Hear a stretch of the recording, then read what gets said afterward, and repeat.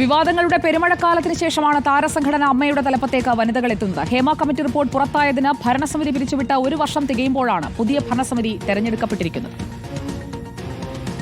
Cinema മേഖലയിൽ കോളിളക്കമുണ്ടാക്കിയ Hema committee report പുറത്തുവന്നതിന് ശേഷം പിടിച്ചു നിൽക്കാനാകാതെയാണ് കഴിഞ്ഞ ഓഗസ്റ്റ് 27-ന് മോഹൻലാലിന്റെ നേതൃത്വത്തിലുള്ള ഭരണസമിതി രാജിവെച്ചൊഴിഞ്ഞത്. അഡ്ഹോ കമ്മിറ്റി പകരം ചുമതലയേറ്റെടുത്തെങ്കിലും പ്രശ്നങ്ങൾക്ക് പഞ്ഞമുണ്ടായില്ല. വിവാദം തുടങ്ങി 1 വർഷത്തിന് ശേഷം പ്രഖ്യാപിച്ച തിരഞ്ഞെടുപ്പിൽ മത്സരിക്കാനില്ലെന്ന് മോഹൻലാൽ പ്രഖ്യാപിച്ചതോടെയാണ് വനിതകൾ തലപ്പത്ത് വരട്ടെ എന്ന ചർച്ചകൾ തുടങ്ങിയത്. സൂപ്പർ താരങ്ങൾ പിന്മാറിയതോടെ ഇതുവരെ കാണാത്ത തർക്കങ്ങളും കണ്ടു. മത്സരിക്കാനിറങ്ങിയ സ്ത്രീകൾക്കെതിരെ ആരോപണ പെരുമഴ. ശ്വേതാ മേനോനെതിരെ കോടതിയിലെത്തിയത് വിചിത്ര പരാതി. കുക്കു പരമേശ്വരനെതിരെ മെമ്മറി കാർഡ് വിവാദം. അവസാന നാൾ വരെയും താരസംഘടനയിലെ തിരഞ്ഞെടുപ്പ് വാർത്തകളിൽ നിറഞ്ഞു. ഒടുവിൽ 31 വർഷത്തിനു ശേഷം ശ്വേതാ മേനോൻ മിന്നും ജയത്തിലൂടെ സംഘടനയുടെ തലപ്പത്തേക്ക്.